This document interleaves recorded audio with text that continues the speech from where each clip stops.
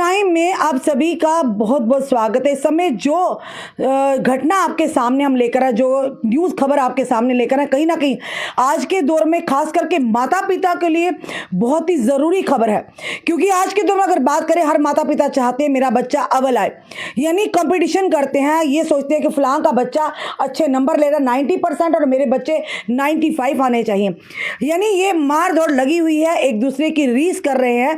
पर उसी के चलते हम बच्चों की मानसिक तनाव इस कदर देते हैं कि बच्चे जो इस तरह के कदम उठा लेते हैं। पापा मुझसे नहीं हो पाएगी जेई, ये सुसाइड नोट में लिखा था उस 16 वर्षीय बच्चे ने, जिसने अपनी जान दे दी, जिसने सुसाइड आत्महत्या कर ली। क्योंकि हम लोग कहीं ना कहीं अपने ख्वाहिशों को, अपनी सोच को बच्चों के ऊपर थोपते हैं। और आज के दौर में बच्चों पर इतना बर्डन होता है कि बच्चे, माता पिता ये कहते हैं भाई पेपर आ रहे, एग्जाम आ रहे, आपको 90% 80% या आपको टॉप करना है। ये नहीं कहते कि आपकी जितनी क्षमता है आप उस हिसाब से पढ़ाई कीजिए, कोशिश कीजिए, आप सफल हो जाओ। क्योंकि ग्राउंड अगर बात करें तो बेसिक जो एजुकेशन है वो जानना, वो समझना बड़ा ही ज़रूरी है। हम बच्चों को इस कदर परेशान करते हैं, कहीं ना कहीं बच्चे इस तरह के कदम उठाने पर मजबूर हो पाते हैं। तो कोशिश कीजिए, जो भी समय में देख रहे हैं, अपनी जनता से ज़रूर कहेंगे बच्चों को उनकी क्षमता के मुताबिक पढ़ने दीजिए। जब हम बच्चों के ऊपर, जब किसी कहते हैं ना excess of everything is bad, हर चीज़ की इंतहा अच्छी नहीं होती है। इसी तरह से बच्चे की क्षमता को छोड़कर उसकी क्षमता से ज़्यादा जब हम बच्चों पर पढ़ाई का या किसी कॉम्पिटिटिव एग्जाम्स का तैयारी के लिए उस पर बर्डन डालते तो इस तरह की घटनाएं होती हैं। बच्चा जो है मानसिक तनाव से गुजरता है, माता पिता को भलक भी नहीं लगती। बताना चाहेंगे आपको, पापा सॉरी, ये खबर सोशल मीडिया पर आग की तरह फैल रही है और कहीं ना कहीं हम लोगों के लिए एक सीख भी है।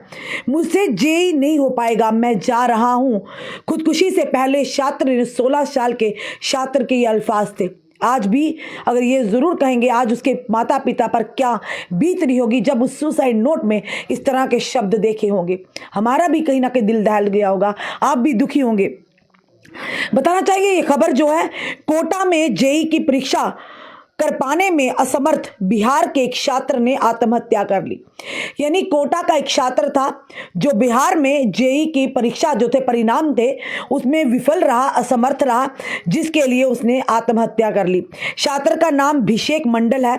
उनका शव विज्ञान नगर इलाके में यानी के एक पेंडस गेस्ट आवास के बरामद किया गया। पुलिस को उसे रूम से सुसाइड नोट और जहरीली दवा भी मिली। इसकी जानकारी उसके घर वालों को दे दी गई है। यानी कि बताना चाहेंगे, पापा जो सुसाइड नोट मिला है उस पर क्या लिखा, जो पुलिस ने बरामद किया है, पापा मेरे से जेई नहीं हो पाएगा, क्षमा करिए, मैं जा रहा हूं। ये अंतिम शब्द कोटा में रहकर प्रतियोगी परीक्षा की तैयारी करने वाले उस 16 वर्षीय किशोर के हैं, जो उसने संभव यानी कि जहर खाकर आत्महत्या करने से पहले अपने पिता से कहे थे। पुलिस ने शुक्रवार को ये जानकारी दी। पुलिस उपाधीक्षक धर्मवीर सिंह ने कहा कि बिहार के बगलपुर के रहने वाले अभिषेक मंडल का शव शुक्रवार की सुबह यहां विज्ञान नगर इलाके में स्थित एक पेइंग गेस्ट आवास से बरामद किया गया। ऐसा संदेह है कि गुरुवार की देर रात उसकी मृत्यु हो गई थी। यानी जेई की परीक्षा की तैयारी कर रहा था, प्रतियोगी था, जिसका जो 16 वर्षीय युवक था नहीं हो पाया। उसने अपने पिता को एक चिट्ठी लिखी और एक जहरीला पदार्थ खाकर अपनी जान दे दी और ये कहा, सॉरी पापा, मुझसे ये नहीं हो पाएगा, यानी जेई नहीं हो पाएगा, मैं जा रहा हूं, मुझे क्षमा कीजिए। पुलिस को मिला सुसाइड नोट और सुसाइड में नोट में क्या लिखा था और किस तरह से उसने क्या सेवन किया था जिससे उस 16 वर्षीय युवक की जान चली गई। उन्होंने बताया कि पुलिस की टीम को घटनास्थल से सुसाइड नोट की बरामद हुआ, जिसमें मृतक ने अपने पिता से जेई संयुक्त प्रवेश परीक्षा पास न करने के बारे में असमर्थता जताई थी। अधिकारियों ने कहा कि सुसाइड नोट में लिखा हुआ था, पापा मेरे से जेई नहीं हो पाएगा, क्षमा करिएगा, मैं जा रहा हूं। पुलिस उपाधीक्षक ने कहा कि ये मामला तब सामने आया जब उसके पिता द्वारा उसके बार बार फोन कॉल किए जाने पर कोई जवाब नहीं मिला। उसके बाद उन्होंने पेइंग गेस्ट का रख रखाव करने वाले व्यक्ति को अपने बच्चे की खोज खबर लेने के लिए कहा। सल्फास खाने से हुई थी उस युवक की मौत। ये पुलिस की तरफ से जो जानकारी आई है कि उस बच्चे ने सल्फास एसिड खाया था। शुक्रवार की सुबह जब उस व्यक्ति ने मंडल के कमरे की खिड़की से भीतर झांककर देखा तो किशोर बेहोश पड़ा था। उन्होंने बताया कि उसके बाद अभिषेक को अस्पताल ले जाया गया, जहां से मृत घोषित कर दिया गया। धर्मवीर सिंह ने कहा कि ऐसी आशंका है कि मंडल की मौत जहरीला पदार्थ सल्फास खाने से ही। उन्होंने बताया कि इस दवा की शीशी उसके कमरे से बरामद हुई है। अभिषेक ने नहीं दी थी परीक्षा। पुलिस उपाधीक्षक ने कहा कि जिस कोचिंग संस्थान में अभिषेक मंडल एक साल से पढ़ रहा था, उसके रिकॉर्ड के अनुसार अभिषेक को 29 जनवरी को जेई स्तर 1 की परीक्षा देनी थी, लेकिन उसने परीक्षा नहीं दी। उन्होंने बताया कि पुलिस ने शव को शवगृह में रखवा दिया और बिहार के उस माता पिता के आने की यानी कि उनकी उम्मीद लगाई जा रही है, और साथ साथ पोस्टमास्टर जब माता पिता आएंगे तब पोस्टमार्टम होगा। ये कहानी कहीं ना कहीं, ये जो घटना है, ये हम सब के लिए एक चिंता का विषय, हमारे लिए एक चेतावनी है, हमारे लिए एक सीख है कि देखिए वो बच्चा जिसने अपनी जान देने से पहले अपने पिता को लिखा, अभिषेक मंडल जिसका नाम था और एक पेइंग गेस्ट में रह रहा था, और उसकी परीक्षा थी और वो अपनी परीक्षा को नहीं दे पाया। वहीं पर उसने कहा कि 29 जनवरी को उसकी परीक्षा थी, जो परीक्षा वो नहीं दे पाया, और उसके बाद उसने लिखा। हो सकता था उस बच्चे से नहीं वो पढ़ाई की जा रही थी, हो सकता था उसका जो इंटरेस्ट था, उसका जो रुझान था वो उस सब्जेक्ट में नहीं था। कहीं ना कहीं माता पिता ये भी कहते हैं, अगर बच्चे को मेडिकल पसंद हो हम कहते हैं आर्ट्स रखो, अगर आर्ट पसंद है हम कहते हैं कॉमर्स रखो। तो ये चीज़ें भी कहीं ना कहीं बच्चों के लिए मानसिक तनाव का कारण बनती है, और माता पिता जो अपेक्षा करते हैं बच्चों से, बच्चे उस पर खरा नहीं उतर पाते, क्योंकि जहाँ रहा वहाँ चाह। तो जहाँ बच्चे का मन ही नहीं होगा तो किस तरह से उसमें वो सफलता हासिल कर पाएगा। यही हुआ 16 साल के अभिषेक मंडल का, जिसे जेई की कोचिंग कर रहे थे, वो पेइंग गेस्ट में रह रहा था, और 29 जनवरी को जो उसका एग्जाम था पहला जेई का, वो नहीं दे पाया, और उसके बाद उसने आत्महत्या की सोची और आत्महत्या की। उसने सल्फाइस खाया, जो पुलिस की तरफ से जो हमारे पास जानकारी आई है।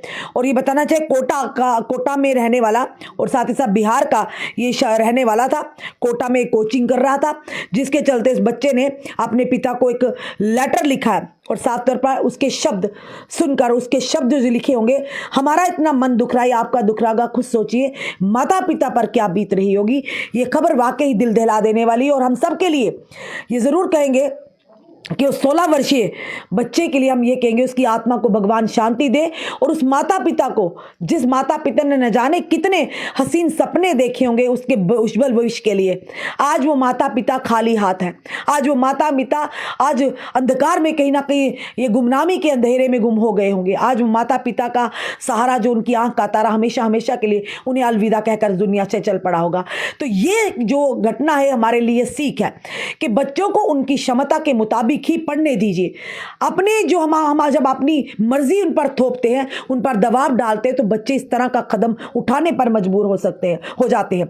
भले कि ये ज़रूर कहेंगे अपनी युवा पीढ़ी से कि धैर्य रखिए, अपने धैर्य ज़रूर रखना चाहिए। पेशेंस की कमी है। ज़िंदगी देने का लेने का अधिकार भगवान को, अपने हाथ में वो मत लीजिए। और साथ ही ये कहेंगे कि सुसाइड करना भी एक पाप है, तो ये नहीं करना चाहिए। आपको हिम्मत रखनी चाहिए।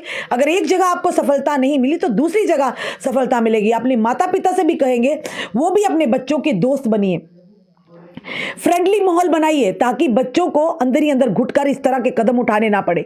फिलहाल ये खबर जो है ये दिल दहला देने वाली खबर है कि एक छात्र जिसका जेई का एग्जाम, जिसने परीक्षा नहीं दी और उसने आत्महत्या कर ली, और उसके आखिरी लफ्ज थे, पापा सॉरी मुझसे जेई नहीं हो पाएगी, मैं जा रहा हूँ।